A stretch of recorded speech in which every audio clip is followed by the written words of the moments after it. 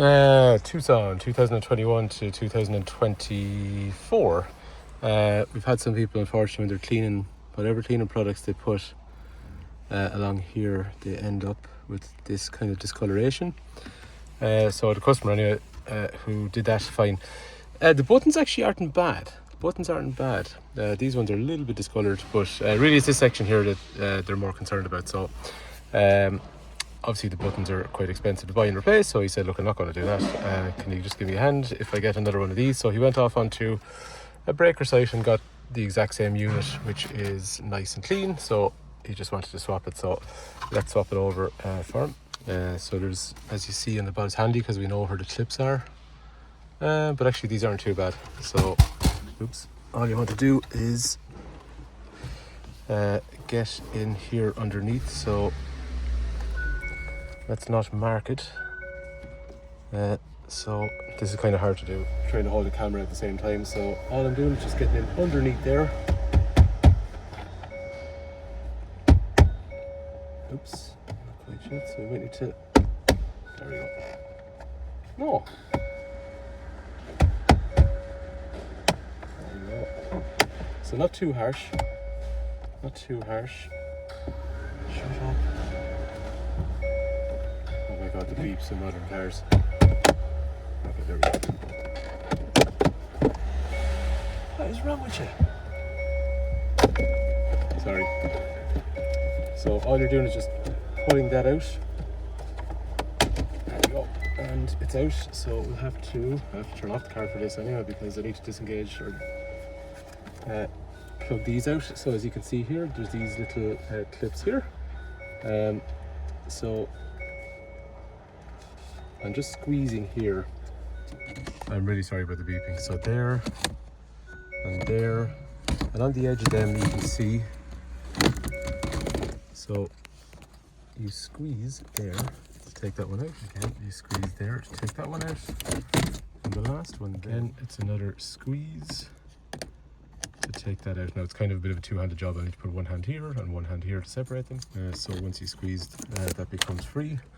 Right, I have the drinks holders actually in there, but I have no buttons. So I'm missing buttons and I'm missing more buttons. So I'll have to take all the buttons out, but it's pretty straightforward.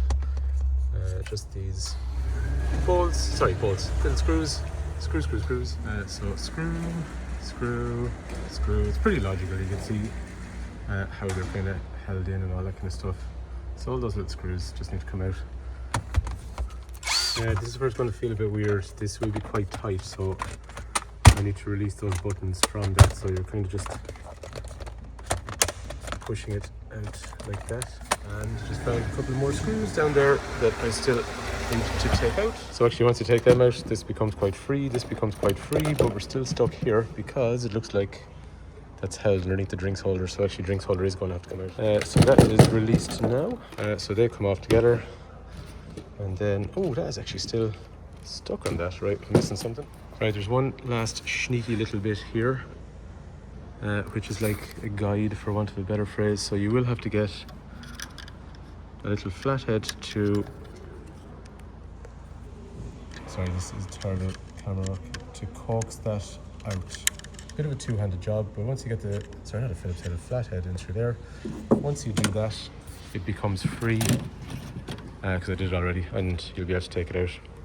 The very last bit then, now I've already moved these, but I found these quite tight, so you'll just have to put some pressure on them to bring them up out of there. So that's disassembly over, so I'll chuck that in the bin.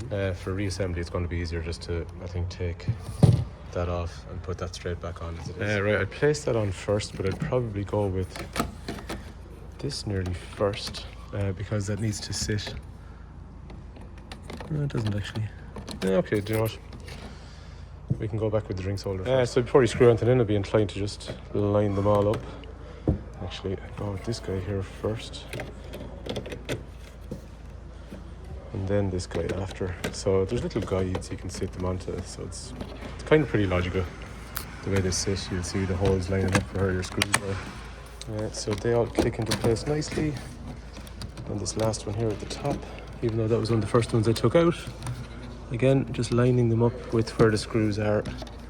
So pretty straightforward, and then you can start screwing stuff in. So I think we're good.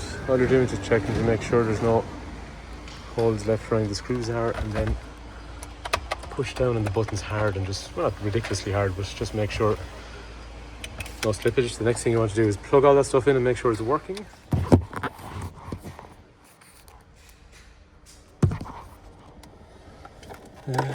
And like, which goes where is pretty damn straightforward. The big one goes into the big one, and then the small ones go into the small ones. So I know you can't really see it from here. Let's try and turn it over that way. So the big one's gone in. This guy here, that is easy to see when it's facing this direction. Right, there you are.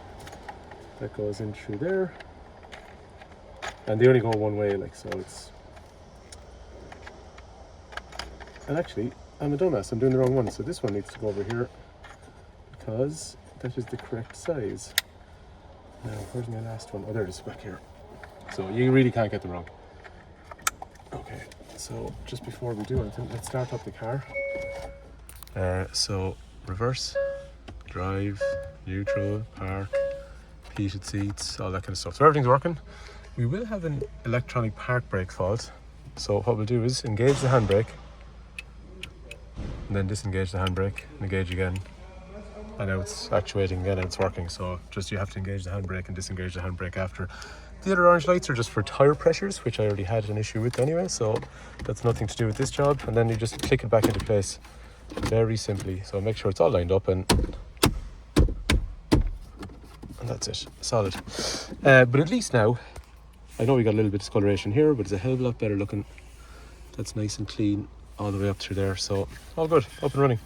Anyway, that's how you replace this center console section on Tucson 2024. Well, 21, 22, 23, 24 on petrol hybrid or petrol plug-in hybrid. Thanks for watching.